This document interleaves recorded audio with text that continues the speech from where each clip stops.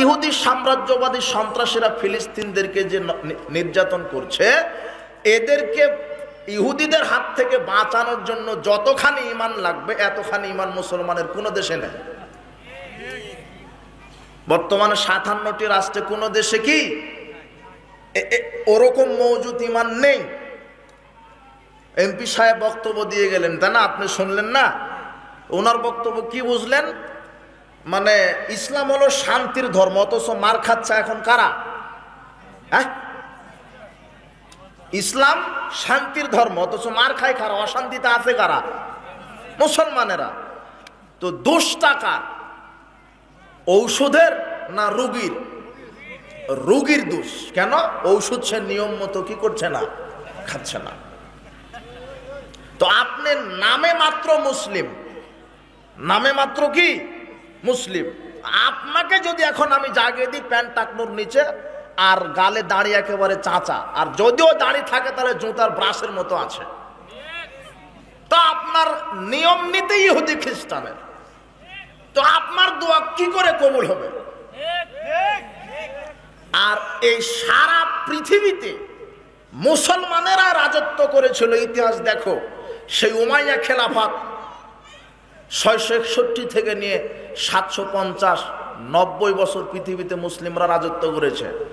আব্বাসীয় খেলাফত রাজধানী বাগদাদ তুমি দেখো, 750 থেকে নিয়ে 1258, 570 বছর তারা রাজনীতি করেছে সারা পৃথিবীতে মুসলিমদের হাতে। এরপরে আসলো স্পেনীয় উমাইয়া খেলাফত 711 থেকে নিয়ে 1492 পর্যন্ত, 781 বছর।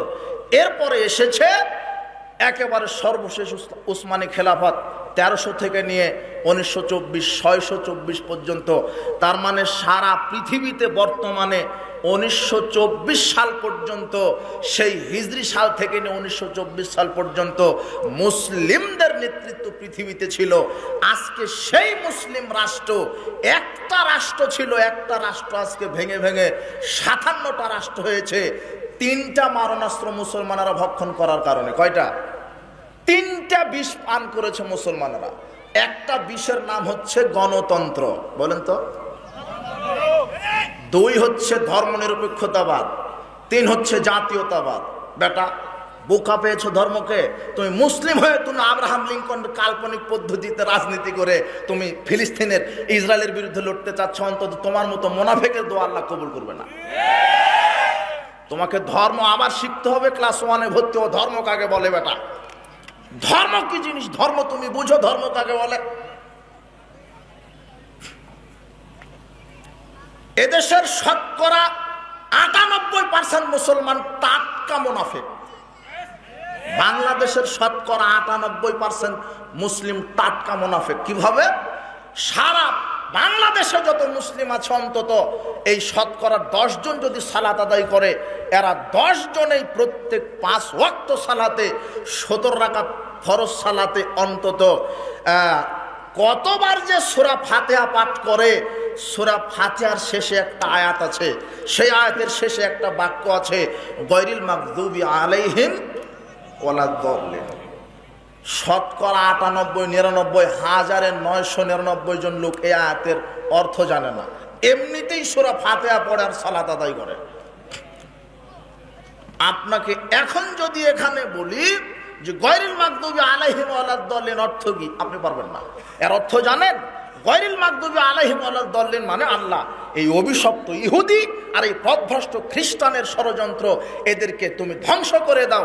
এদের ব্যাপারে আমি বরদোয়া করছি, আমি মুখে ওদের বরদোয়া করছি, আর আমি রাজনীতি করছি গণতন্ত্র। অথচ গণতন্ত্রের প্রতিষ্ঠাতাই খ্রিস্টান, আব্রাহাম লিঙ্কন। বুঝেননি মনে হয়? বুঝবেন কি করে? আপনি তো কাপুরুষ হয়ে আছেন। বাংলাদেশের এখন একটা গাছ, একটা বকরিও ভয় আছে।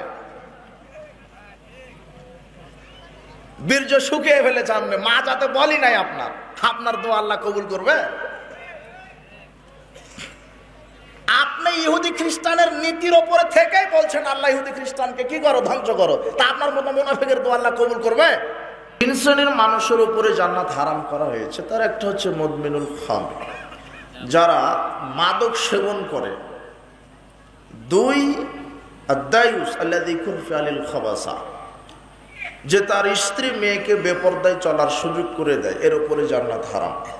3 রাজুলাতুম মিনান নিসায়ে, যেসব নারী পুরুষের শার্ট গেঞ্জি পরে রাস্তাঘাটে হাঁটে, এই নারীদের উপরে জান্নাত হারাম। 7, মুসলিম হওয়ার পরও জাহান্নামে যাওয়ার 7 নম্বর কারণ, যেসব বৃদ্ধ মানুষ তাদের সাদা দাড়ি, সাদা চুলে কালো খেজাব লাগায়।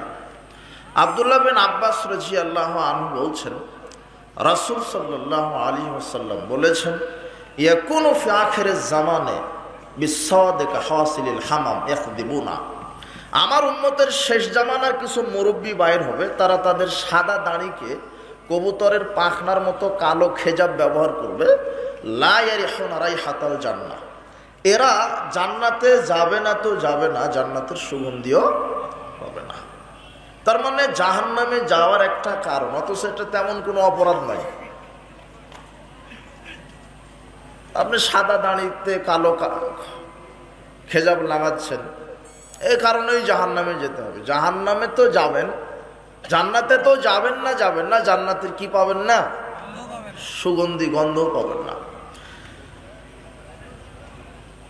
মুসলিম হওয়ার পরও জাহান্নামে যাবে যারা কৃপণ, আল্লাযী জামা মালা ওয়া আদ্দাদা, যারা তাদের ধন সম্পদ জমা করে, গণনা করে। ইয়াহসাবু আন্না মালাহু আখলাদা, যারা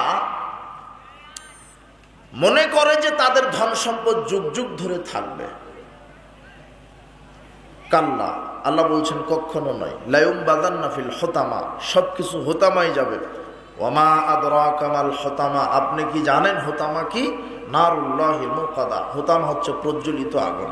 তার মানে যারা অর্থ সম্পদ জমা করে রেখেছে, কৃপণতা দেখাচ্ছে, আল্লাহ রাস্তায় খরচ করছে না, এরা কোথায় যাবে? জাহান্নাম। মুসলিম হওয়ার পরেও জাহান্নামে যাবে যারা আত্মসাৎকারী, যারা দুর্নীতিবাজ, এরা। তো আসলে কথা এটা নয়, আমার বিষয় হচ্ছে যে হারাম ভক্ষণ করার পরিণাম। যে মুসলিম হওয়ার পরও বহু কারণে মানুষ জাহান্নামে চলে যাবে, তার একটা কারণ আজকের বক্তব্য তার উপরেই। সেটা কি বলেন তো? হারাম ভক্ষণ করা। মানে জান্নাত জাহান্নাম মুসলিমদের নির্ভর করছে একটা বিষয়ের উপরে, সেটা হচ্ছে হারাম অথবা হালাল। আপনার জীবিকা হালাল হলে জান্নাত হবে, জীবিকা হারাম হলে জাহান্নাম হবে। আল্লাহ সুবহানাহু ওয়া তাআলা বলছেন,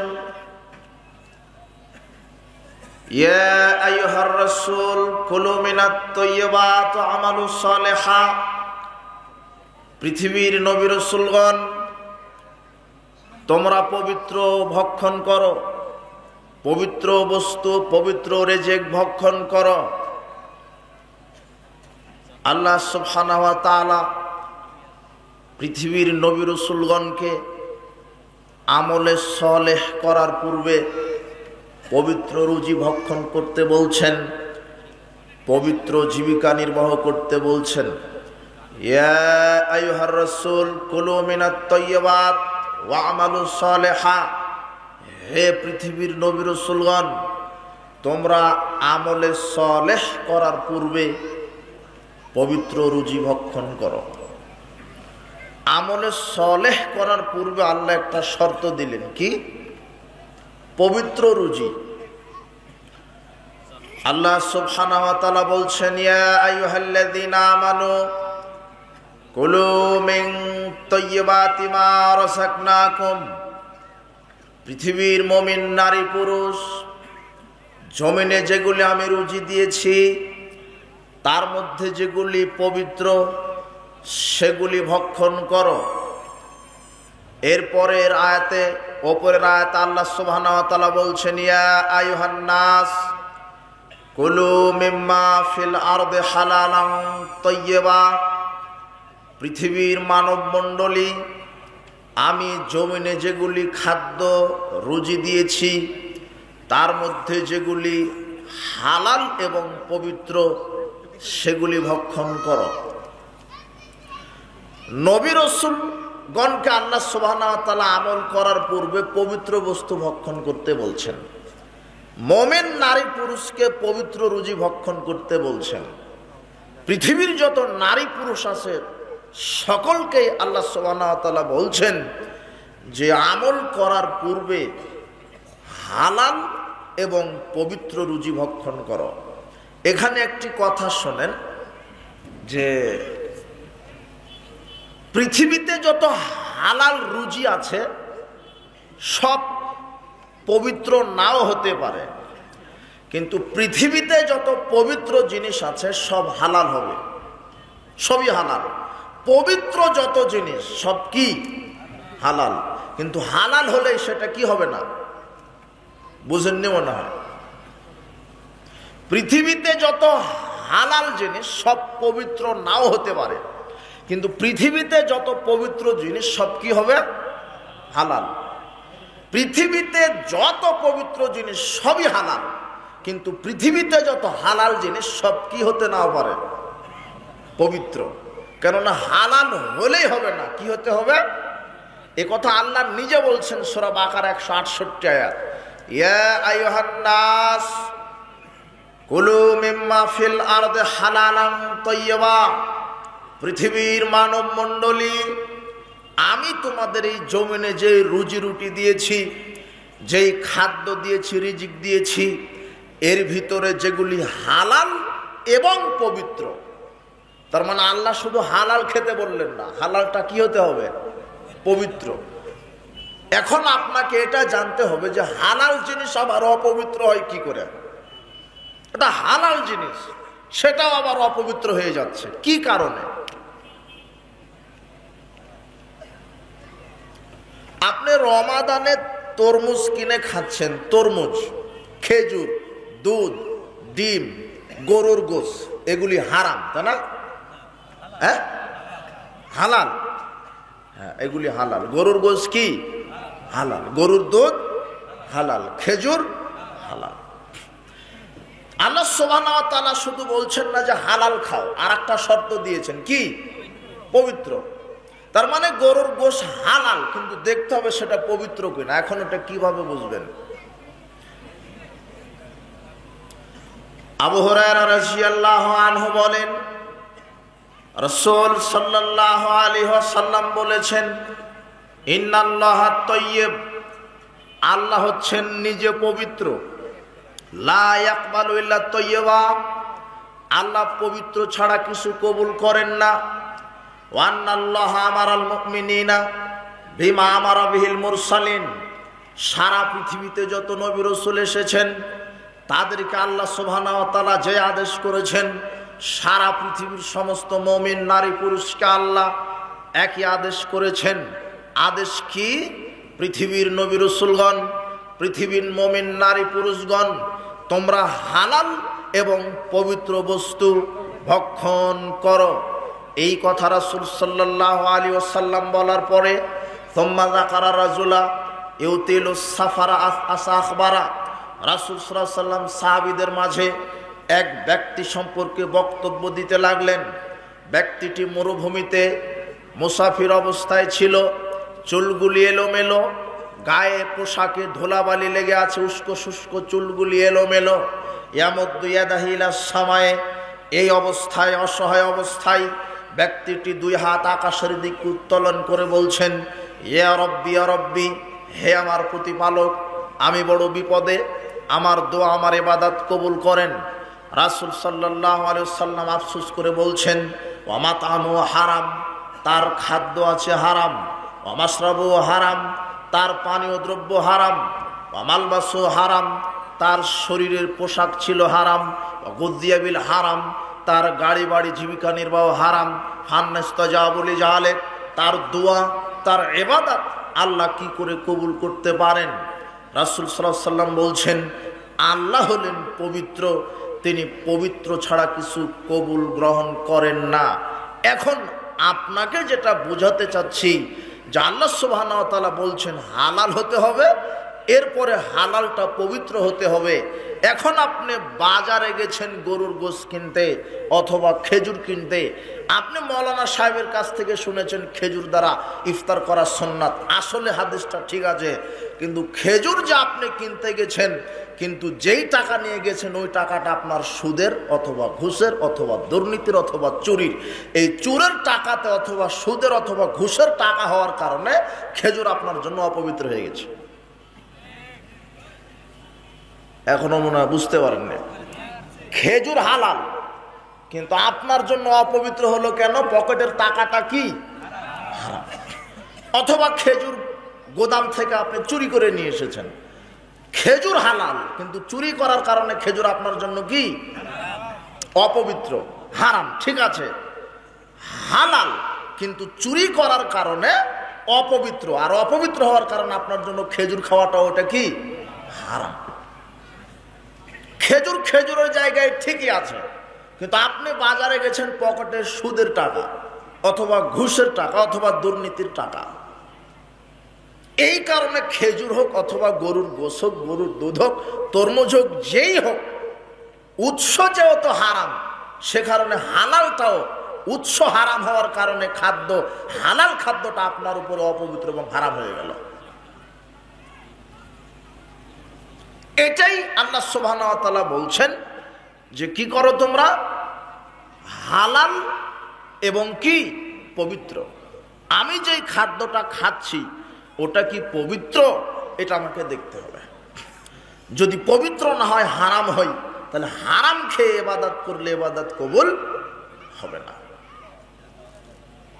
আল্লাহ হচ্ছেন পবিত্র, তিনি পবিত্র ছাড়া কোনো ইবাদত কি করেন না, ইবাদতের নেকি কবুল করেন না। মানুষ দুনিয়াতে অনেক ইবাদত করে, অনেক নেকি কামাই করে, নেকি কামাইয়ের চেষ্টা করে, আর নেকি কামাই করা খুবই সহজ। আল্লাহর যে দিন, এই জীবন ব্যবস্থা, ইবাদত, নেকি ইনকাম করা খুবই সহজ। কিভাবে? রাসূল সাল্লাল্লাহু আলাইহি ওয়াসাল্লাম সাহাবীদেরকে বলছেন, আইয়ামাল কুল্লা ইয়াউমিন মিসলা উহুদ। আচ্ছা, তোমাদের মধ্যে কে এমন আছে যে দৈনিক এক উহুদ পাহাড় পরিমাণ নেকি অর্জন করবে? কে আছে? তো সাহাবারা তখন বললেন যে এটা তো অসম্ভব, আমাদের মধ্যে কে আছে যে দৈনিক এক উহুদ পাহাড় পরিমাণ নেকি অর্জন করবে? তখন রাসূল সাল্লাল্লাহু আলাইহি ওয়াসাল্লাম বলছেন, শোনো, মান ক্বালা সুবহানাল্লাহ মিসলুহু, তোমাদের মধ্যে কেউ যদি একবার সুবহানাল্লাহ বলতে পারে তাহলে তার নেকি হবে উহুদ পাহাড় পরিমাণ। আলহামদুলিল্লাহ যদি বলে আলহামদুলিল্লাহ, তাহলে তার নেকি হবে উহুদ পাহাড় পরিমাণ। লা ইলাহা ইল্লাল্লাহ যদি কেউ একবার বলে তাহলে তার নেকি হবে উহুদ পাহাড় পরিমাণ। আল্লাহু আকবার যদি কেউ একবার বলে তাহলে তার নেকি হবে উহুদ পাহাড় পরিমাণ। আবু হুরায়রা রাদিয়াল্লাহু আনহু বলছেন, রাসূল সাল্লাল্লাহু আলাইহি ওয়াসাল্লাম বলেছেন, আহাব্বুল কালামে ইলাল্লাহি আরবাউন, আল্লাহ সুবহানাহু ওয়া তাআলার নিকটে প্রিয় কালেমা হচ্ছে চারটি। এক, সুবহানাল্লাহ, আলহামদুলিল্লাহ, লা ইলাহা ইল্লাল্লাহ, আল্লাহু আকবার। চারটি কালেমা বলার সাথে সাথে আপনার আমলনামাতে আল্লাহ নেকি দিবেন 4 উহুদ পাহাড় সমান। নেকি কামাই করা খুবই সহজ, নেকি কামাই করা কি খুবই সহজ। কিন্তু আপনি যদি সুবহানাল্লাহ বলেন তাহলে আল্লাহ সুবহানাহু ওয়া তাআলা আপনার সুবহানাল্লাহ বলার নেকি 1 উহুদ পাহাড় পরিমাণ দিবেন, যদি আপনার পোশাক হালাল থাকে, পবিত্র থাকে, খাদ্য পবিত্র থাকে, জীবিকা নির্বাহ পবিত্র থাকে। আর আমি যদি এখানে মাইকে সুবহানাল্লাহ বলতে বলতে বমনও করে দেই, আর আমার পাঞ্জাবিটা যদি ঘুষের অথবা দুর্নীতির অথবা চুরি করা হয়, তাহলে 1 নেকিও বুঝতে পারেননি মনে হয়। এখানে আমি সুবহানাল্লাহ বলতে বলতে এক সময় কি হয়ে গেছে, বমন হয়ে গেছে, কিন্তু আমার এই পাঞ্জাবিটা কিনা আছে সুদের টাকাতে, তাহলে নেকি হওয়ার কোনো সম্ভাবনা নেই। এটা হলো শরীয়ত। তাহলে হারাম খাওয়ার পরিণাম কত ভয়াবহ, কঠিন। আল্লাহ সুবহানাহু ওয়া তাআলা বলছেন, ইয়া আইয়ুহাল্লাযীনা আমানু ইন্নামাল খামরু ওয়াল মাইসিরু ওয়াল আনসাবু ওয়াল আজলামু রিজসুম মিন আমালিশ শাইতান। হে পৃথিবীর মুমিন নারী পুরুষ, আমি তোমাদের উপরে মদ পান হারাম করে দিলাম, জুয়া হারাম, ছবি মূর্তি হারাম, লটারি হারাম, রিজসুম মিন আমালিশ শাইতান, এগুলি শয়তানের কাজ। ফাজতানিবুহু লাআল্লাকুম তুফলিহুন, এগুলি থেকে বিরত থাকো, তাহলে তোমরা সফল হতে পারবা। আল্লাহ সুবহানাহু ওয়া তাআলা অত্র আয়াতে 4টি জিনিস হারাম করেছেন। 1, মাদকতা হারাম। 2, জুয়া খেলা হারাম। 3, ছবি মূর্তি নির্মাণ, পূজা, এদেরকে সম্মান করা, নিরাপত্তা পালন করা হারাম। 4, লটারি ক্রয় বিক্রয় হারাম। উল্লেখিত আয়াতে আল্লাহ সুবহানাহু ওয়া তাআলা মুসলিম জাতির উপরে 4টি জিনিস হারাম করেছেন। তার মধ্যে মাদকতা, জুয়া, লটারি, ছবি মূর্তি। আপনি দেখেন সমাজে প্রায় এখন হারামখোর, প্রায় মদখোর। মদ কি জিনিস? মদ নির্ধারিত কোনো বস্তুর নাম নয়। মাদকতা যার ভিতরে আছে সেটা সেবন করাই হারাম, সেটাই মদ। মদ নির্ধারিত কোনো বস্তুর নাম নয়। আল্লাহ সুবহানাহু ওয়া তাআলা নির্ধারিত কোনো বস্তুর নাম করে হারাম করেননি। আল্লাহ সুবহানাহু ওয়া তাআলা বলেছেন আমি মদ হারাম করে দিলাম। জাবের রাদিয়াল্লাহু আনহু বলছেন রাসূল সাল্লাল্লাহু আলাইহি ওয়াসাল্লাম বলেছেন মাসকারা কাসিরু ফাকালিলু হারাম, যেই জিনিসটা বেশি খেলে বিবেকের ক্ষতি হয় তার অল্প খাওয়াটাও হারাম।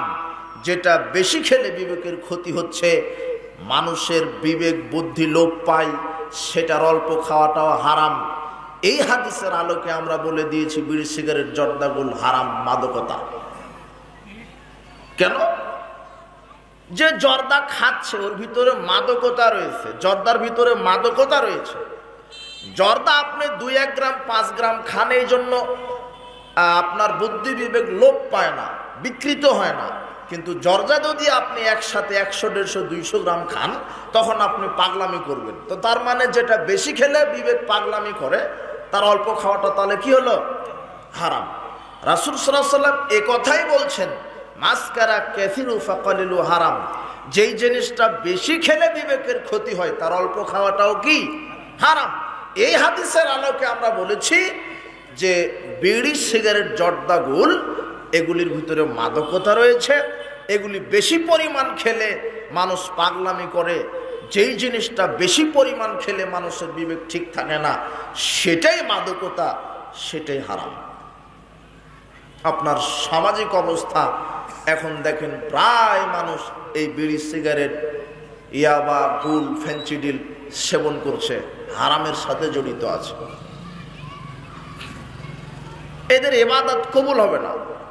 রাসূল সাল্লাল্লাহু আলাইহি ওয়াসাল্লাম বলছেন মান শারাবাল খামরা সাকিরা লাম তুকবালু সালাতুন 40 সাবাহান, যে ব্যক্তি একবার মদ পান করবে তার 40 দিনের কোনো ইবাদতের নেকি আল্লাহ কবুল করবেন না। আর আপনি দিন রাত মুখে জর্দা, গুল, বিড়ি, সিগারেট দিচ্ছেন আর সুবহানাল্লাহ তাসবিহ টিপছেন, তাহলে আপনার সুবহানাল্লাহর নেকি কবুল হচ্ছে না, আপনার ইবাদত কবুল হচ্ছে না। রাসূল সাল্লাল্লাহু আলাইহি ওয়াসাল্লাম বলছেন কেউ যদি একবার মুখে মাদক দেয়, একবার মুখে মদ পান করে, তাহলে 40 দিন তার উপরে আল্লাহ সন্তুষ্ট থাকবেন না। 40 দিন আপনার সাথে আল্লাহ সুবহানাহু ওয়া তাআলার কথাই নেই। আর এটা এত নিকৃষ্ট খাবার, যেমন নিকৃষ্ট খাবার তেমনি এই মদখুরদেরকে আল্লাহ সুবহানাহু ওয়া তাআলা বিচারের মাঠে জাহান্নামেও নিকৃষ্ট খাবার খাওয়াবেন। জাবের রাদিয়াল্লাহু আনহু বলছেন রাসূল সাল্লাল্লাহু আলাইহি ওয়াসাল্লাম বলেছেন ইন্না আলাল্লাহি আহাদান লিমান শারাবাল মুসকিরা, আল্লাহ সুবহানাহু ওয়া তাআলা ওই ব্যক্তির উপর ওয়াদা করেছেন আইয়াসকিয়াহুল্লাহু ফিতিনাতিল খাবাল, যে ব্যক্তি নিয়মিত মদ পান করে, এই বিড়ি সিগারেট জর্দা ইয়াবা গুল ফেন্সিডিল সেবন করে, আল্লাহ তাকে বিচারের মাঠে জাহান্নামে তিনাতুল খাবাল পান করাবেন। সাহাবীগণ জিজ্ঞাসা করলেন মা তিনাতুল খাবাল, আল্লাহর নবী সাল্লাল্লাহু আলাইহি ওয়াসাল্লাম তিনাতুল খাবাল কি জিনিস? তখন তিনি বলছেন আরাকু আহলিন নার আওসারাতু আহলিন নার। তিনাতুল খাবাল হচ্ছে যারা চিরস্থায়ী জাহান্নামে যাবে, এই চিরস্থায়ী জাহান্নামের শরীর হতে রক্ত পুঁজ মিশ্রিত গরম তরল পচা দুর্গন্ধযুক্ত তরল খাদ্যের নাম হচ্ছে তিনাতুল খাবাল, যেটাই হারামখুর এই মদখুরকে আল্লাহ বিচার মাঠে খাওয়াবেন। একেবারেই নিকৃষ্ট খাবার। আর যারা আপনারা বিড়ি সিগারেট জর্দাগুলো এগুলি খাচ্ছেন, ইয়াবা ফেন্সিডিল, এগুলো জাহান্নামের খাদ্যের সাথে পুরোপুরি মিল আছে। কেমন করে? আল্লাহ সুবহানাহু ওয়া তাআলা বলছেন, আমি জাহান্নামীদেরকে যেটা খাওয়াবো সেটা খেলে তাদের পেট ভরবে না। জর্দা খেলে পেট ভরে, তাই না? সিগারেট খেলে? আল্লাহ সুবহানাহু ওয়া তাআলা বলছেন, আমি যেটা খাওয়াবো জাহান্নামীদেরকে শরীরে পরিপুষ্টতা আসবে না। মদ খেলে শরীরে পরিপুষ্টতা আসে, শক্তি আসে? জি না। তার মানে জাহান্নামের খাদ্যের সাথে মিল আছে। একেবারে নিকৃষ্ট, পচা, দুর্গন্ধযুক্ত খাবার মাদকদ্রব্য, যেটা হারাম করেছেন। আর সেটাই আপনি দিনরাত আপনি খান, আবার তাহাজ্জুদও পড়েন। মুরব্বী খায় জর্দা দিয়ে পান, আবার তাহাজ্জুদও পড়ে। আর আপনার দাদি নানি তাহাজ্জুদও পড়ে, গুলো খায়, অথচ হারাম। তার মানে ইবাদত কবুল হচ্ছে না, তার মানে জাতি ক্ষতির মধ্যে আছে। তার মানে আপনাকে তওবা করে ফিরে আসতে হবে, যে কোনো মূল্যে হালাল এবং পবিত্র রুজি ভক্ষণ করতে হবে। আল্লাহ তুমি সেই তৌফিক মুসলিমদেরকে দান করো আল্লাহ।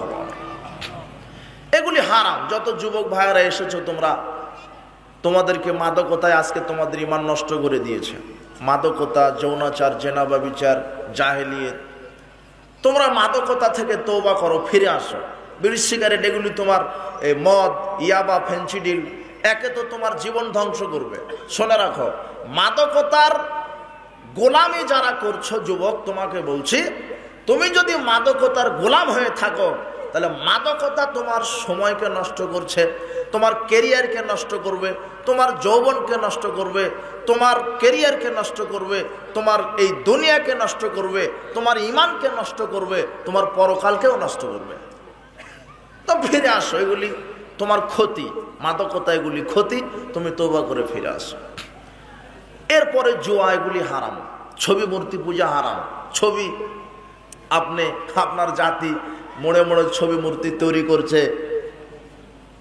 নিজের টাকাতে তৈরি করলে তাও হতো, ওটা তো আমার ট্যাক্সের টাকা আছে, জনগণের টাকাতে মোড়ে মোড়ে ছবি তৈরি করা হচ্ছে, মূর্তি তৈরি করা হচ্ছে। এর বিচার আল্লাহ নিজে নেবে। আব্দুল্লাহ বিন আমর রাদিয়াল্লাহু আনহু বলছেন, রাসূল সাল্লাল্লাহু আলাইহি ওয়াসাল্লাম বলেছেন, ইন্না আশাদ্দান নাস আযাবান ইয়াউমাল কিয়ামাতি ইনদাল্লাহি আল মুসাউবিরুন। বিচারের মাঠে আল্লাহ সবচাইতে যাকে বেশি শাস্তি দিবেন, যিনি হচ্ছেন ছবি নির্মাতা, মূর্তি নির্মাতা। যিনি ছবি মূর্তি নির্মাণ করছেন, ছবি মূর্তিকে সম্মান দেখায়, ছবি মূর্তিকে পূজা করে, ছবি মূর্তির জন্য নীরবতা পালন করে, ছবি মূর্তি যে নির্মাণ করতে বলে, যে নির্মাণ করে, এদের বিচার মাঠে সবচাইতে বেশি শাস্তি হবে। এদের চাইতে বেশি কঠিন শাস্তি আর কোনো পাপীর হবে না, সবচাইতে এদের শাস্তি হবে। আল্লাহ নিজে বিচার মাঠে তাকে লাঠি দিয়ে ভাবে পিটাবেন এইভাবে, আর বলবে না আহইউ আহইউ মা খালাকতুম, যা তৈরি করেছিস তাকে আত্মা দে, যাকে তৈরি করেছিস তাকে আত্মা দে, যাকে তৈরি করেছিস তাকে আত্মা দে। আত্মা দিতে পারবে? জি না। সেই দিন আপনার ক্ষমতা দেখা যাবে। ক্ষমতা কাকে বলে, ক্ষমতা কাকে বলে, ক্রয় প্রকার কি কি, সেদিন আপনি বুঝতে পারবেন যে ক্ষমতার উৎস কি।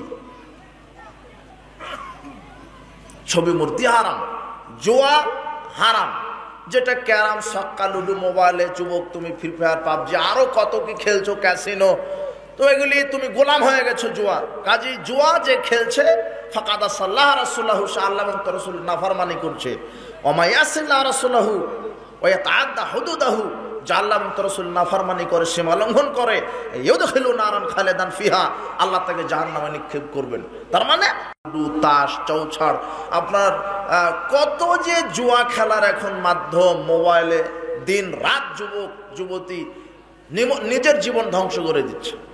এগুলি জুয়া, এগুলির পরিণাম ঈমান ধ্বংস হচ্ছে, পরকালে তুমি ক্ষতিগ্রস্ত হবে। তওবা করো। বলছিলাম হারাম ভক্ষণ করার পরিণাম আল্লাহ সুবহানাহু ওয়া তাআলা বলছেন, ইয়া আইয়ুহাল্লাযীনা আমানু লা তাকুলুর রিবা আদআফাম মুদাআফাতান। হে পৃথিবীর বিশ্বাসীগণ, তোমরা চক্রবৃদ্ধি হারে সুদ ভক্ষণ করো না। সুদ ভক্ষণ করা হারাম, সুদের ব্যবসা হারাম। আল্লাহ সুবহানাহু ওয়া তাআলা অত্র আয়াতে সুদ হারাম করেছেন। জাবের রাদিয়াল্লাহু আনহু বলেন, লাআনা রাসূলুল্লাহ সাল্লাল্লাহু আলাইহি ওয়াসাল্লাম আকিলার রিবা ওয়া মুকিলাহু ওয়া কাতিবাহু ওয়া শাহিদাইহি ওয়া ক্বালাহুম সাওয়ান।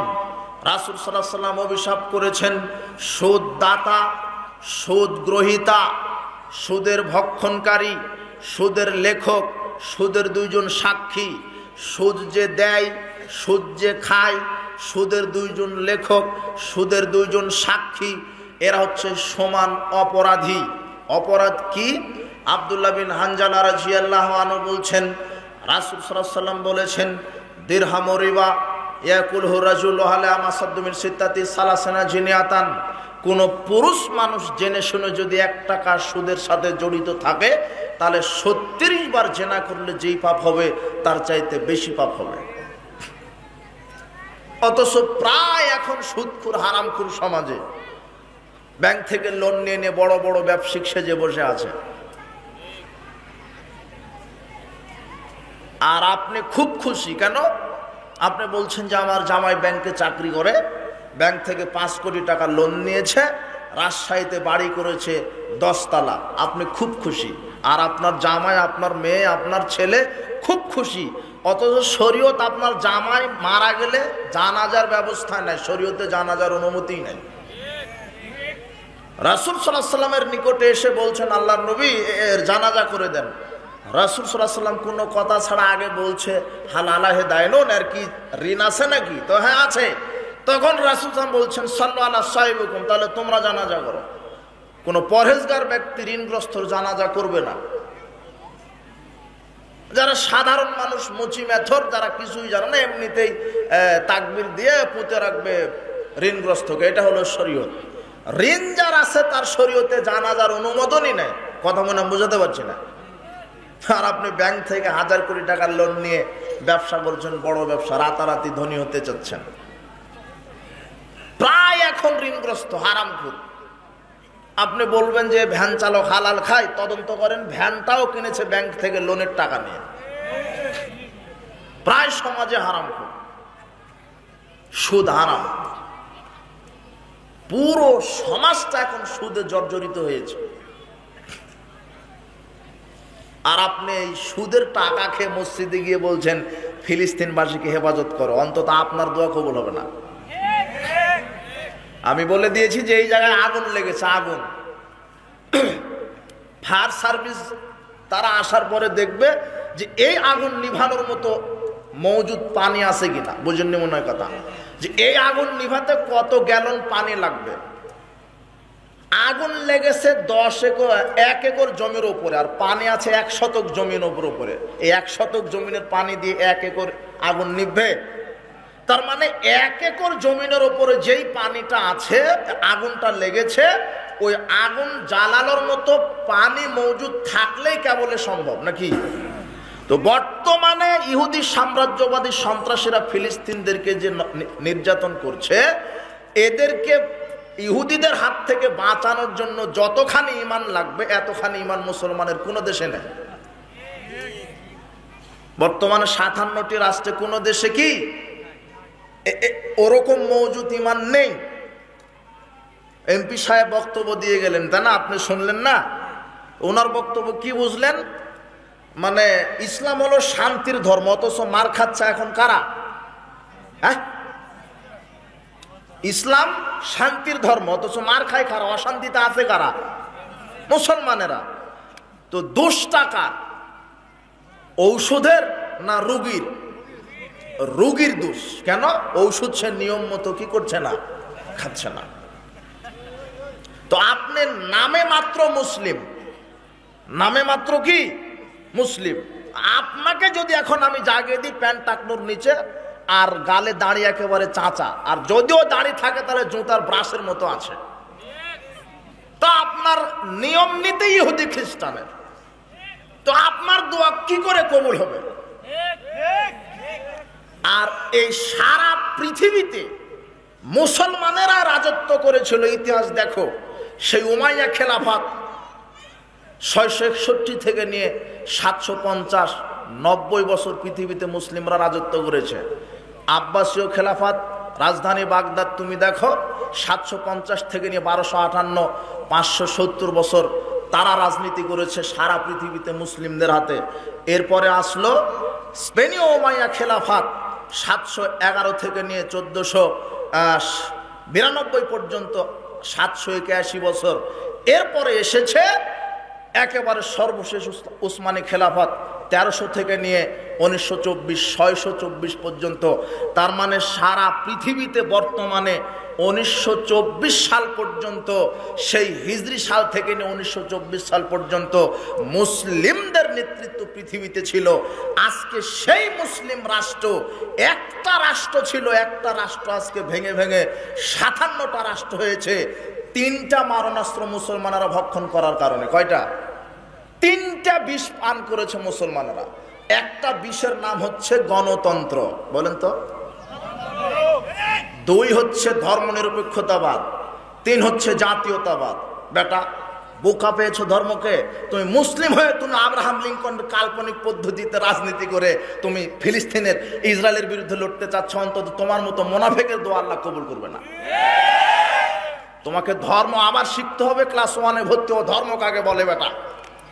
ধর্ম কি জিনিস? ধর্ম তুমি বুঝো, ধর্ম কাকে বলে?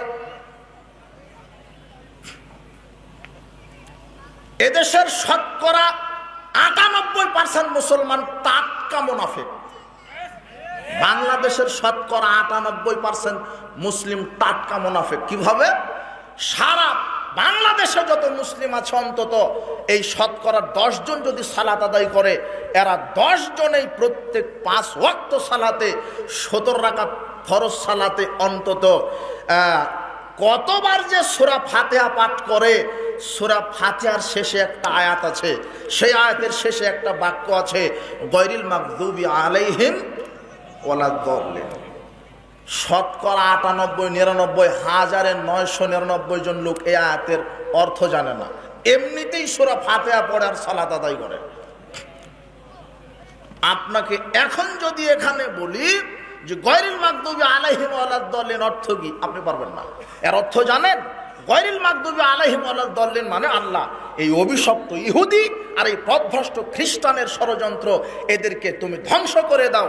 এদের ব্যাপারে আমি বদদোয়া করছি, আমি মুখে ওদের বদদোয়া করছি, আর আমি রাজনীতি করছি গণতন্ত্র। অথচ গণতন্ত্রের প্রতিষ্ঠাতাই খ্রিস্টান, আব্রাহাম লিঙ্কন। বুঝেননি মনে হয়? বুঝবেন কি করে? আপনি তো কাপুরুষ হয়ে আছেন। বাংলাদেশের এখন একটা গাছ, একটা বকরিও ভয় আছে। বীর্য শুকিয়ে ফেলেছে আপনি, মা যাতে বলি নাই আপনার দোয়া আল্লাহ কবুল করবে? আপনি ইহুদি খ্রিস্টানের নীতির ওপরে থেকেই বলছেন আল্লাহ ইহুদি খ্রিস্টানকে কি করো, ধ্বংস করো। তা আপনার মতো মুনাফিকের দোয়া আল্লাহ কবুল করবে? বুঝেননি মনে হয়? মানে আমি মুসলিম, আমার নাম কি? মুসলিম। মুসলিমের বাংলা কি? আত্মসমর্পণকারী। মানে মুসলমানের নিজস্ব কোনো ক্ষমতা নাই, আমার নিজস্ব কোনো ক্ষমতা নাই, আমার স্বাধীনতা নেই। আমি একজন বিধানদাতার সত্তার সামনে, সত্তার বিধানের সামনে নিজেকে আত্মসমর্পণ করে দিয়েছি। পৃথিবীতে যত বিজাতি আছে তাদের নিজস্ব স্বাধীনতা আছে। বুঝতে পারেননি কিভাবে? আপনার এই রাস্তা দিয়ে যদি একটা সুন্দরী যুবতী যায়, তো বিজাতিরা দেখে পছন্দ হলেই ভোগ করতে পারবে, ওদের ওটা স্বাধীনতা আছে। কিন্তু আপনার সেই স্বাধীনতা নেই, ওকে ভোগ করতে হলে শরীয়তের নীতি মানা লাগবে। বুঝেননি মনে হয়?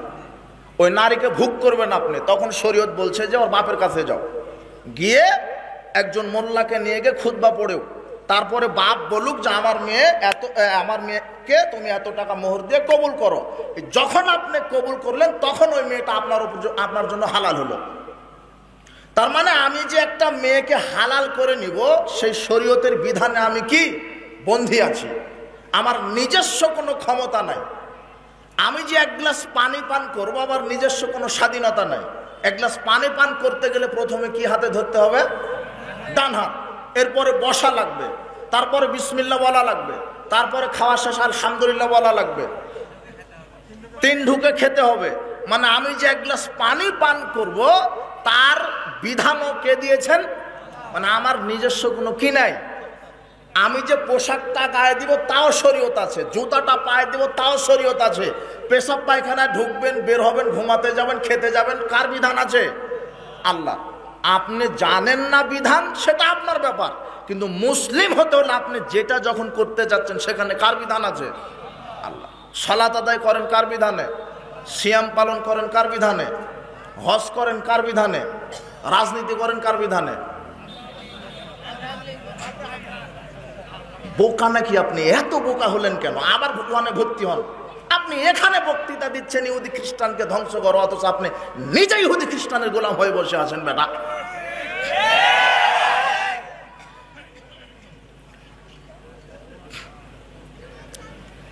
আল্লাহ সুবহানাহু ওয়া তাআলা বলছেন, পৃথিবীর মানুষ, মুমিন নারী পুরুষগণ, তোমরা ইহুদি খ্রিস্টানকে বন্ধু হিসেবে গ্রহণ করো না।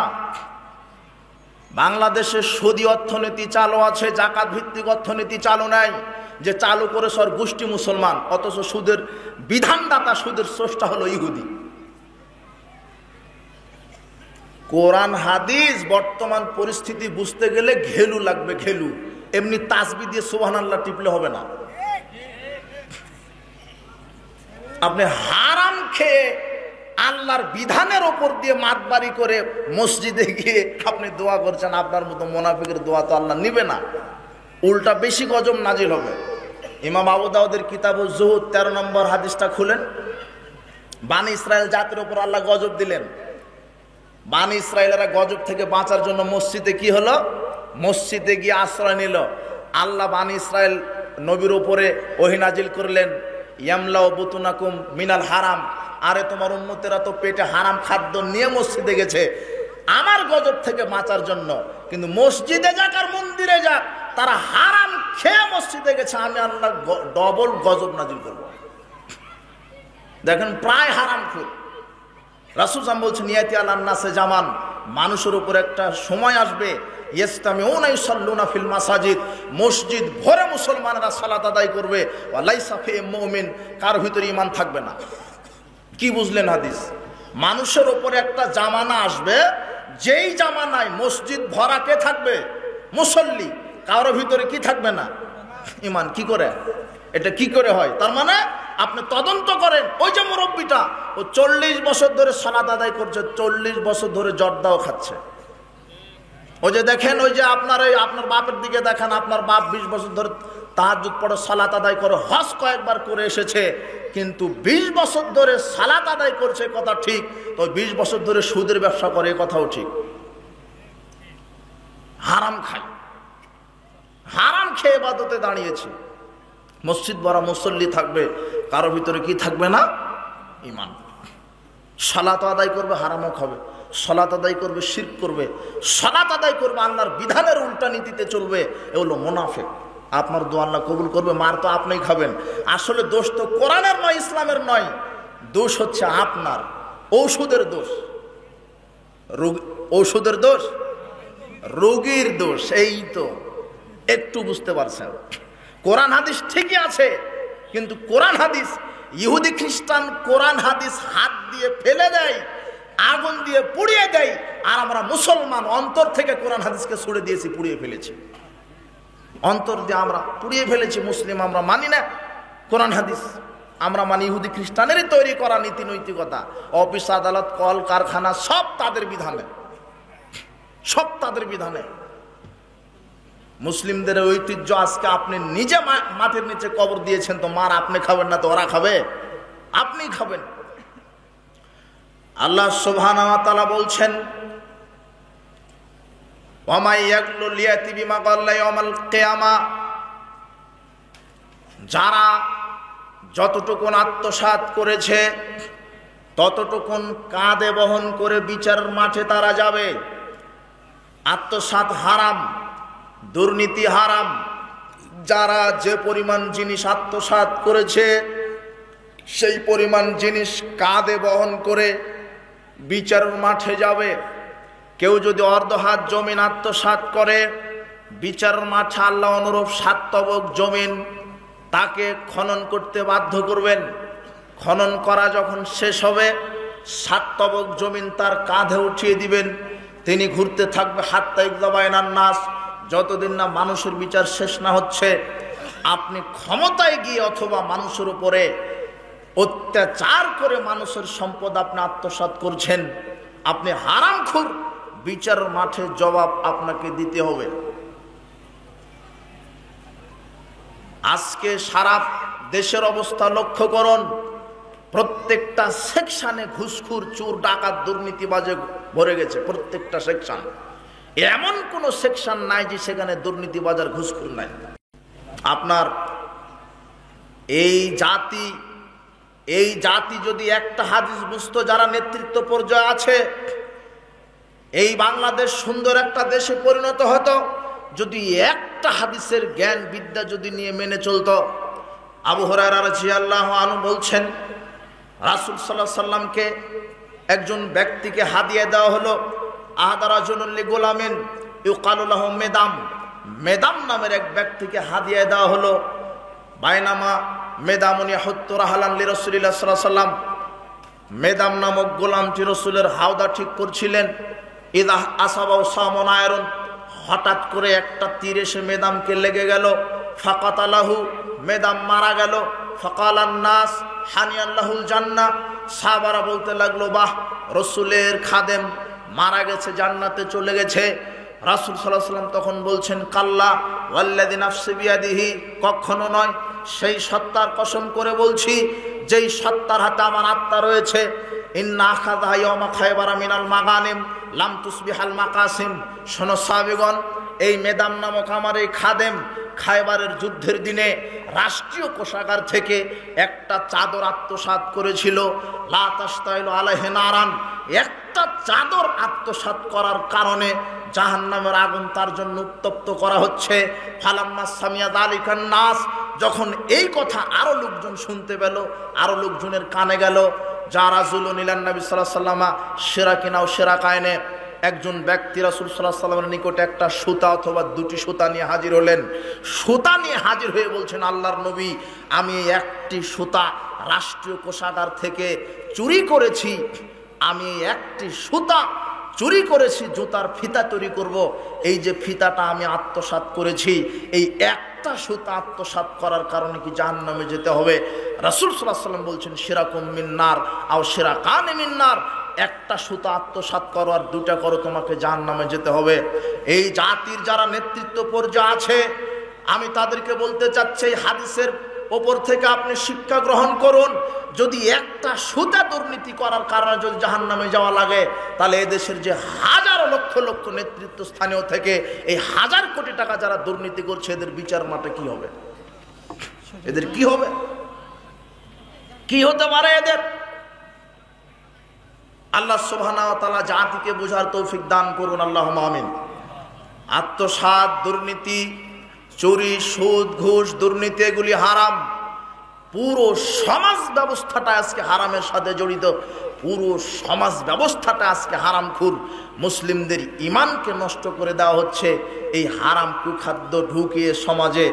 আপনি তার জাজল্য প্রমাণ, আপনি মুসলিম দাবি করছেন, অথচ আপনি হারামের সাথে জড়িত আছেন। আপনি হারামকে বর্জন করুন, হালাল ইনকাম করুন, হালাল এবং পবিত্র জীবিকা নির্বাহ করুন। আল্লাহ আমাদেরকে সেই তৌফিক দান করুন, আল্লাহুম্মা আমিন। বলছিলাম, আব্দুল্লাহ বিন আব্বাস রাদিয়াল্লাহু আনহু বলছেন, রাসূল সাল্লাল্লাহু আলাইহি ওয়াসাল্লাম বলেছেন, ইন্নাল্লাহা ইযা হারামা আলা কওমিন আকলা শাই, আল্লাহ সুবহানাহু ওয়া তাআলা যখন কোন জাতির উপরে কোন জিনিসকে খাওয়া হারাম করেন, ফাহাররামা আলাইহিম সামানাহু, তার ব্যবসাকে হারাম করেন। যেই জিনিসটা খাওয়া হারাম তার ব্যবসা হারাম, যেই জিনিসটা সেবন করা হারাম তার ব্যবসা হারাম, যেই জিনিসটা মানুষের মুসলিমদের জন্য হারাম তার ব্যবসা হারাম। সুদ হারাম, সুদের ব্যবসা হারাম। মদ হারাম, মদের ব্যবসা হারাম। আপনি মুসলিম হয়ে সুদের সাথে সম্পৃক্ত থাকতে পারেন না। আপনি মুসলিম হয়ে মাদকতার সাথে সম্পৃক্ত থাকতে পারেন না। আপনি মুসলিম হয়ে সুদ ঘুষ দুর্নীতির সাথে আপনি থাকতে পারেন না। আপনি মুসলিম হয়ে গান বাজনা অশ্লীলতার সাথে আপনি থাকতে পারেন না। আবু হুরায়রা রাদিয়াল্লাহু আনহু বলেন, রাসূল সাল্লাল্লাহু আলাইহি ওয়াসাল্লাম বলেছেন, লা ইয়াজনি যানি হিনা ইয়াজনি ওয়া হুয়া মুমিন। জেনাকার নারী পুরুষ জেনা করতে পারে না ঈমান থাকা অবস্থায়। ওয়ালা ইয়াশরাবুল খামরা হিনা ইয়াশরাবুহা ওয়া হুয়া মুমিন। মদখুর মদ পান করতে পারে না ঈমান থাকা অবস্থায়। ওয়ালা ইয়াসরিকু সারিকু হিনা ইয়াসরিকু ওয়া হুয়া মুমিন। কোন চোর চুরি করতে পারে না ঈমান থাকা অবস্থায়। ওয়ালা ইয়ানতাহিবু নুহবাতান জাতা শারাফিন ইয়ারফাউন নাসু ইলাইহি ফি আবসারহুম হিনা ইয়ানতাহিবু ওয়া হুয়া মুমিন। কোন ডাকাতি করতে পারে না ঈমান থাকা অবস্থায়। ওয়ালা ইয়াগুল্লু আহাদুকুম হিনা ইয়াগুল্লু ওয়া হুয়া মুমিন। কোন দুর্নীতিবাজ দুর্নীতি করতে পারে না ঈমান থাকা অবস্থায়। ফাইয়াকুম ইয়াকুম, রাসূল সাল্লাল্লাহু আলাইহি ওয়াসাল্লাম বলছেন, তোমরা এই সুদ ঘুষ দুর্নীতি মাদকতা থেকে ফিরে থাকো, এগুলি তোমাদের জন্য হারাম করা হলো। আবু হুরায়রা রাদিয়াল্লাহু আনহু বলছেন, রাসূল সাল্লাল্লাহু আলাইহি ওয়াসাল্লাম বলেছেন, ইয়াতি আলান নাসে জামান, মানুষের উপর একটা সময় চলে আসবে, লা ইউবালিল মারু মা খাযা মিনহু আমিনাল হালাল আমিনাল হারাম। মানুষ বিবেচনায় আনবে না যে আমি হালাল খাচ্ছি না হারাম খাচ্ছি। মানুষ বিবেচনায় নিয়ে আসবে না যে আমি হালাল খাচ্ছি না হারাম খাচ্ছি। আপনাকে এই হাদিসের আলোকে বোঝাতে চাচ্ছি, আপনি যে আজকে বিবেচনায় আনতে চাচ্ছেন না, দুনিয়া আপনার মুখ্য উদ্দেশ্য হয়ে গেছে, অথচ দুনিয়া আপনাকে ফাঁকি দিয়ে চলে যাবে। দুনিয়া আপনার মুখ্য উদ্দেশ্য হয়ে গেছে, অথচ দুনিয়া আপনাকে ফাঁকি দিয়ে চলে যাবে। দুনিয়া আপনার মুখ্য উদ্দেশ্য হয়ে গেছে, দুনিয়া আপনাকে ফাঁকি দিয়ে চলে যাবে। বিশ্বাস করুন, বাল তুসিরুনাল হায়াতাদ দুনিয়া ওয়াল আখিরাতু খায়রু আবকা।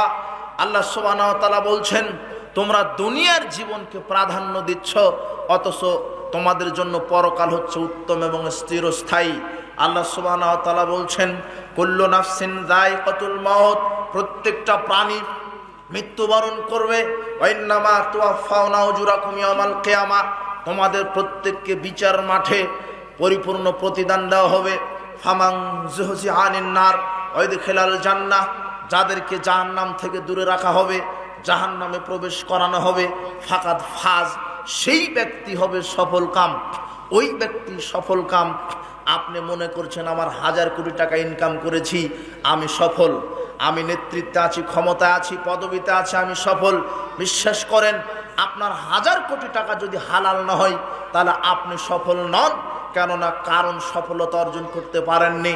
কারণের 1000 লক্ষ কোটি টাকা ছিল, কিন্তু তার সম্পদ অবৈধ হওয়ার কারণে আর আল্লাহ রাস্তায় খরচ না করার কারণে কারণকে আল্লাহ ধ্বংস করে দিয়েছেন। কাজেই আপনার সফলতা আপনার অর্থের উপরে নয়, আপনার সফলতা আপনার ক্ষমতার উপরে নয়, আপনার সফলতা আপনার ঈমান এবং আমলের উপরে। আপনার সফলতা আপনার ঈমান এবং আমলের উপরে। আপনি যদি মনে করেন ক্ষমতায় থাকা সফলতা, সেটা নয়। ফেরাউন সফল হতে পারেনি, 400 বছর ফেরাউন ছিল ক্ষমতায়, সফল হতে পারেনি। ক্ষমতার অপব্যবহার করার কারণে আল্লাহ ফেরাউনকে ধ্বংস করেছেন। আপনার সফলতা হবে তখনই আপনার এই ক্ষমতা পদবী, যখন এই ক্ষমতা পদবী কোরআন সুন্নাহর আদলে ঢেলে সাজাতে পারবেন। যতদিন না কোরআন সুন্নাহর আদলে ক্ষমতা নেতৃত্ব ঢেলে সাজাবেন না, ততদিন আপনি দুনিয়াতে লাঞ্ছিত হবেন, অপমানিত হবেন। বিচারের মাঝে আপনাকে লাঞ্ছিত অপমানিত হয়ে জাহান্নামে যেতে হবে। আপনি বিশ্বাস করেন, আপনি যে দুর্নীতি করে, সুদ খেয়ে, ঘুষ খেয়ে 1000 কোটি টাকার পাহাড় আপনি অর্জন করলেন, আপনি ভোগ করতে পারবেন কিনা এর কিন্তু নিশ্চয়তা নেই। আপনি দেখতে পাচ্ছেন যে 1000 কোটি টাকা দুর্নীতি সুদ ঘুষ খেয়ে আমি একত্র করেছি, কিন্তু এখনই আমার জানাজা হয়ে যেতে পারে, ভোগ করার সুযোগ নাও হতে পারে। আপনি অবৈধভাবে সম্পদ অর্জন যেটা করেছেন, এটার ভোগ আপনি দুনিয়াতে নাও করতে পারেন, কোনো সম্ভাবনা নেই। তবে এই যে অবৈধ আপনি সম্পদ অর্জন করেছেন, এর জন্য পরকালে জাহান্নামের শাস্তি ভোগ করবেন, এর গ্যারান্টি আছে, এর গ্যারান্টি আছে। আপনি দুনিয়াতে 1000 কোটি টাকা দুর্নীতি করে, সুদ ঘুষ খেয়ে, হারাম খেয়ে আপনি প্রাসাদ নির্মাণ করছেন, আপনি যে ভোগ করতে পারবেন এর গ্যারান্টি নেই। তবে যেই সম্পদ আপনি অবৈধভাবে ইনকাম করেছেন, এই সম্পদের হারাম হওয়ার কারণে জাহান্নামের আগুনে পুড়তে হবে, এর গ্যারান্টি আছে। এটা আপনি মনে রাখেন। কেননা আপনার এই আছেন এই নেই, মৃত্যু আপনার চলে আসবে। কাজে আল্লাহ সুবহানাহু ওয়া তাআলা আমাদের প্রত্যেককে হালাল রিজিক ভক্ষণ করার তৌফিক দান করুন, আল্লাহুম্মা আমিন। বলছিলাম আল্লাহ সুবহানাহু ওয়া তাআলা বলছেন, পৃথিবীর মানব মণ্ডলী, তোমরা জমিনে যেগুলি হালাল এবং পবিত্র সেই বস্তুগুলি ভক্ষণ করো, সেই বস্তুগুলি ভক্ষণ করো, সেই হালাল এবং পবিত্র রিজিক ভক্ষণ করার পরে আমার জন্য আমল করো, তাহলে আমি আমল কবুল করব। আল্লাহ সুবহানাহু ওয়া তাআলা বিচারের মাঠে মানুষের আমল নামা ধূলিকণায় পরিণত করে দিবেন। মানুষের আমল আল্লাহ সুবহানাহু ওয়া তাআলা কবুল করবেন না। কাজেই আপনার রিজিক যদি হারাম হয় তাহলে আপনার ইবাদত কবুল হবে না। যে কোনো মূল্যে আপনি হালাল রুজি অন্বেষণ করেন, কষ্ট করে হলেও কোনোদিন হারাম ভক্ষণ করবেন না। বলছিলাম সুদ, ঘুষ, দুর্নীতি, চুরি এগুলি আপনার জন্য হারাম। আপনি যদি নিজেকে মুসলিম দাবি করেন তাহলে এগুলির সাথে সম্পর্ক আপনি রাখতে পারবেন না। এগুলির সাথে যদি সম্পর্ক রাখেন, মুসলিম হওয়ার পরেও হারাম ভক্ষণ করার কারণে আপনাকে জাহান্নামে যেতে হবে। আবু বকর সিদ্দিক রাদিয়াল্লাহু আনহু বলছেন, রাসূল সাল্লাল্লাহু আলাইহি ওয়াসাল্লাম বলেছেন, লা ইয়াদখুলুল জান্নাতা জাসাদুন গুযযিয়া বিল হারাম, ওই দেহ জান্নাতে যাবে না যেই দেহ হারাম খাদ্য দিয়ে গঠিত হয়েছে। ওই দেহ জান্নাতে যাবে না যেই দেহ হারাম খাদ্য দিয়ে গঠিত হয়েছে। আপনার দেহটা যদি হারাম খাদ্য দিয়ে গঠিত হয়, আপনার জান্নাতে যাওয়ার সুযোগ নেই।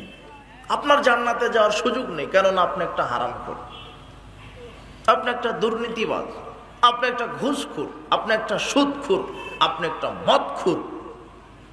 পুরো জীবন ব্যবস্থাটা আপনার হারামের উপর দিয়ে যাচ্ছে, কি করে হবে? আর আপনি মুনাফিকের একটা আলামত আছে যে সে কোনো পাপকে পাপই মনে করে না। বর্তমান সমাজে প্রচলিত এমন কিছু পাপ আছে যেগুলি মুসলিম মনে করছে না যে আমি পাপ করছি, ও মনে করছে না। অথচ আল্লাহ সুবহানাহু ওয়া তাআলা বলছেন, ওয়াদারু, তোমরা বেঁচে থাকো যাহিরাল ইসমে ওয়া বাতিনা, গোপন এবং প্রকাশ্য পাপ থেকে। গোপন এবং প্রকাশ্য পাপ থেকে তোমরা বেঁচে থাকো, ছোট এবং বড় পাপ থেকে বেঁচে থাকো।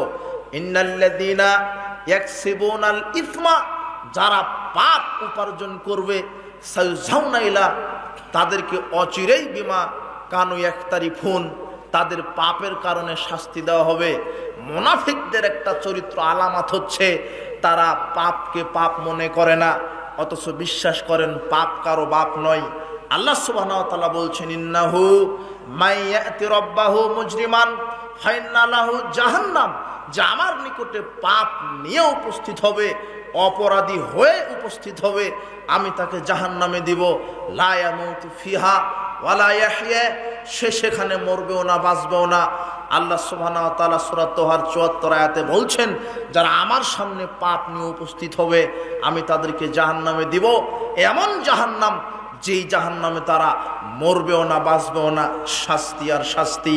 অথচ আপনি সুদের সাথে আছেন, আপনি ঘুষের সাথে আছেন, আপনি দুর্নীতির সাথে আছেন, আপনি মদ পান করছেন, আপনি মনে করছেন না যেটা আমি পাপ করছি। আপনার মোবাইলে অশ্লীলতা আছে, গান বাজনা শ্রবণ করেন। যুবক, তোমার মোবাইলে তুমি গান শ্রবণ করো, গাড়িতে যখন থাকো, রাস্তায় যখন থাকো, রুমে যখন থাকো, তুমি সিগারেটটা ধরালে তুমি মনেই করলে না এটা পাপ। তুমি যে গান বাজনা অশ্লীলতা শুনছো তুমি মনেই করলে না এটা পাপ। আপনি যে মানুষের জায়গা জমি দুর্নীতি করে অন্যায়ভাবে ভক্ষণ করছেন আপনি মনেই করছেন না এটা পাপ। যুবক, তুমি একটা গাছ থেকে ফল পাড়লে, কাউকে না বলে চুরি করে নিলে, অথবা কারো অর্থ চুরি করে নিলে, কারো সম্পদ চুরি করে নিলে, তুমি মনেই করলে না যে আমি এটা পাপ করলাম, অথচ এটা পাপ। মুনাফিকের একটা চরিত্র যে পাপকে তুচ্ছ মনে করা, অথচ পাপ কারো বাপ নয়। পাপ কাউকে ছাড় দিবে না, যে পাপ নিয়ে উপস্থিত হবে বিচারের মাঠে। আল্লাহ সুবহানাহু ওয়া তাআলা বলছেন তাকে জাহান্নামে দেওয়া হবে। এই জন্য পাপকে মূল্যায়ন করে পাপ থেকে বেঁচে থাকেন। রাসূল সাল্লাল্লাহু আলাইহি ওয়াসাল্লাম বলছেন, শোনো, রাসূল সাল্লাল্লাহু আলাইহি ওয়াসাল্লাম বলছেন, ইন্নাল মুমিনা ইযা আযনাবা যামবান, যখন মুমিন কোনো পাপ করে তখন তার অন্তরে কালো দাগ পড়ে, কালো দাগ পড়ে যায়, স্পট পড়ে যায়, কলঙ্ক পড়ে যায়। ফাইন তাবা, এরপরে যখন তওবা করে, এরপরে ফিরে আসে, আস্তাগফিরুল্লাহ, এরপর আল্লাহর কাছে তওবা করে, ফাগাফারাল্লাহু লাক, আল্লাহ ক্ষমা করে দেন। কাজেই নিরাশ হবেন না, আপনার নিরাশ হওয়ার কোনো কারণ নেই। আপনি পাপ করেছেন, পাপ থেকে তওবা করেন। এখন আপনি হারামখোর, আপনি হারাম খেয়ে তওবা করছেন, আপনার তওবাই কবুল হবে না। তাহলে কি হবে? দোয়া করবেন কিভাবে? হারাম শরীর থেকে বাহির করে ফেলতে হবে, হারাম থেকে সম্পর্ক ছিন্ন করতে হবে। হারাম থেকে সম্পর্ক ছিন্ন করে তারপরে আল্লাহর সামনে বলতে হবে, আল্লাহ তুমি আমাকে ক্ষমা করো, তখন ক্ষমা করবেন। কিন্তু যখন ক্ষমা চাচ্ছেন তখন আপনার শরীরে আছে হারাম খাবার, তখন আপনার শরীরে আছে হারাম টাকার পোশাক, তখন আপনার শরীর পেটে আছে হারাম খাদ্য, ওই সময়তে পাপ আপনার আল্লাহ ক্ষমা করবেন না। বোঝেননি মনে হয়? আপনি হারাম খেয়েছেন, দীর্ঘ 20 বছর ধরে হারাম খেয়েছেন, এখন হালাল খেতে যাচ্ছেন আর আল্লাহর নিকটে তওবা করতে চাচ্ছেন। অথবা যে কোনো পাপ করেছেন, আপনি যে কোনো পাপ করেছেন, চুরি করেছেন, আপনার সুদ খেয়েছেন, আপনি জেনা করেছেন, মদ পান করেছেন, এখন আপনি আল্লাহর নিকটে ফিরে যেতে চাচ্ছেন, আল্লাহর নিকটে তওবা করতে চাচ্ছেন, আল্লাহর নিকটে ক্ষমা চেতে চাচ্ছেন। যখন আপনি ক্ষমা নিতে চাচ্ছেন তখন হারামের সাথে আপনার টোটালি সম্পর্ক ছিন্ন করতে হবে। হারাম খাওয়া যাবে না, হারাম পরিধান করা যাবে না। হালাল খেয়ে, হালাল পরিধান করে, হালাল এই রক্ত বডি দিয়ে আল্লাহর নিকটে চাইতে হবে, প্রতিপালক আমি তোমার নিকটে ফিরে এসেছি, এতদিন যা করেছে আমাকে ক্ষমা করো। আল্লাহ সুবহানাহু ওয়া তাআলা বলছেন, ইল্লা মান তাবা ওয়া আমানা ওয়া আমিলা আমালান সলিহান, যারা তওবা করেছে, যারা ফিরে এসেছে, যারা ঈমান নবায়ন করেছে, এরপরে যারা আমলে সলেহ করে, ফাউলাইকা ইউবাদদিলুল্লাহু সাইয়্যাতিহিম হাসানাত, আমি আল্লাহ তাদের বিগত সব পাপকে শুধু ক্ষমাই করব না, সব পাপকে আমি নেকি করে দিব। আল্লাহর অনেক দয়া। কাজে হারাম ত্যাগ করে যে কোনো পাপ থেকে যখন তওবা করতে চাচ্ছেন, ওই পাপ থেকে সম্পর্ক একদম কাট করে, হারাম ত্যাগ করে আল্লাহর দিকে মনোনিবেশ করেন, আল্লাহ আপনাকে ক্ষমা করবেন। তবে আপনাকে বলে রাখছি, হারামখোর এত খারাপ, আপনার সতর্কতার জন্য বলে রাখছি, হারামখোরের জন্য দোয়া করাটাও হারাম। একজন হারামখোরের জন্য আপনি দোয়া করতে পারবেন না। যারা বিড়িখোর, সিগারেটখোর, ইয়াবাখোর, ফেন্সিডিলখোর, যারা ঘুষখোর, সুদখোর, মদখোর, গাঁজাখোর, দুর্নীতিবাজ, চোর, ডাকাত, এদের জন্য বলা যাবে না আল্লাহ হারামখোরকে ক্ষমা করো, সুস্থতা দান করো, রহম করো, বারাকা নাজিল করো। কতক্ষণ? যতক্ষণ না হালাল না খাবে। বুঝেননি মনে হয়? আব্দুল্লাহ বিন ওমর রাদিয়াল্লাহু আনহু ইবনে আমেরকে দেখতে গেছেন। ইবনে আমের অসুস্থ, সহিহ মুসলিমের 423 নম্বর হাদিস। ইবনে আমেরকে দেখতে গেছে আব্দুল্লাহ বিন ওমর রাদিয়াল্লাহু আনহু। যখনই দেখতে গেছে, ইবনে আমের বলছেন, আলা তাদুল্লাহ আলী, হে আব্দুল্লাহ বিন ওমর, আপনি আমার জন্য একটু দোয়া করেন, আমি অসুস্থ, আল্লাহ যেন আমাকে সুস্থতা দান করে, আল্লাহ যেন আমাকে ক্ষমা করে, আল্লাহ যেন রহমত নাজিল করে আমার উপরে। তখন ইবনে আব্দুল্লাহ বিন ওমর রাদিয়াল্লাহু আনহু বলছেন, রাসূল সাল্লাল্লাহু আলাইহি ওয়াসাল্লাম বলেছেন, লা তুকবালু সালাতুন বিগাইরি তুহুর, ওযু ছাড়া সালাত কবুল হয় না, ওয়ালা সাদাকাতুন মিন গুলুল, আর দুর্নীতিবাজ, হারাম খাদ্য, হারাম টাকার দান কবুল হয় না। ওয়া কুনতা আলাল বাসরা, আর হে ইবনে আমের, আপনি বসরার এমপি ছিলেন, বসরার প্রধানমন্ত্রী ছিলেন, বসরার গভর্নর ছিলেন। আরে ইবনে আমের, আপনি তো বসরার মন্ত্রী ছিলেন, আর মন্ত্রী থাকাকালীন আপনি 1000 কোটি টাকা দুর্নীতি করেছেন। কাজেই দুর্নীতিবাজ, হারামখোরের জন্য কোনো দোয়া চলবে না। দলিল পেলেন? বুঝেননি মনে হয়? বুঝবেন কি করে? বুঝলে তো আর সুদ খাওয়া হবে না, বুঝলে তো আর সিগারেট খাওয়া হবে না, বুঝলে তো আর ঘুষ খাওয়া হবে না, বুঝলে তো আর দুর্নীতি করা হবে না। এই জন্য বুঝতে চাচ্ছেন না। হারামখোর এত খারাপ, ওর জন্য দোয়া করা যাবে না। তবে একটা দোয়া করা যেতে পারে, যাবে, যে আল্লাহ তুমি তাকে হেদায়েত দাও। কিন্তু হারামখোর অসুস্থ আছে, বলা যাবে না সুস্থতা দান করো, আল্লাহ তুমি তাকে ক্ষমা করো, বলাই যাবে না হারাম শরীয়তে। হারামখোরের জন্য দোয়া চলবে না। কাজে আপনি নিজে হারামখোর সেজে পরকালে জান্নাত পাওয়ার আশা করেন না। ওই দেহ জান্নাতে যাবে না, ওই দেহ জান্নাতে যাবে না যেই দেহ কি হারাম খাদ্য দ্বারা গঠিত হয়েছে। আল্লাহ সুবহানাহু ওয়া তাআলা আমাদেরকে সঠিক বুঝার, মানার তৌফিক দান করুন। আল্লাহুম্মা আমিন। আচ্ছা 11টা তো বেজে গেছে, ঠিক আছে। আল্লাহ সুবহানাহু ওয়া তাআলা আমাদেরকে সার্বিক জীবনে কোরআন এবং সহিহ সুন্নাহ মেনে চলার তৌফিক দান করুন। আল্লাহুম্মা আমিন। আজকের ইসলামী সম্মেলনে যত ভাই বোন নারী পুরুষ এসেছেন তাদেরকে সঠিক ইসলাম জেনে বুঝে মানার তৌফিক দান করুন। যারা সার্বিকভাবে সহযোগিতা করেছেন তাদেরকে পূর্ণ জাযায়ে খায়র দান করুন। যাদের পিতামাতা অসুস্থ আছে আরোগ্যতা দান করুন। যাদের পিতামাতা মারা গেছে তাদের পিতামাতার কবরের শাস্তি মাফ করুন। কবরকে জান্নাতুল ফেরদাউসের টুকরা বানিয়ে দিন। আল্লাহ তুমি আমাদের জন্য আজকের এই মাহফিল কবুল করো, পরকাল নাজাতের উসিলা হিসেবে কবুল করো। আমরা মৃত্যুর সমুদ্রে যেন সঠিক ঈমান নিয়ে মৃত্যুবরণ করতে পারি সেই তৌফিক দান করো। সুবহানাকা আল্লাহুম্মা ওয়া বিহামদিক, আশহাদু আল্লা ইলাহা ইল্লা আনতা আস্তাগফিরুকা ওয়া আতুবু ইলাইক। আসসালামু আলাইকুম।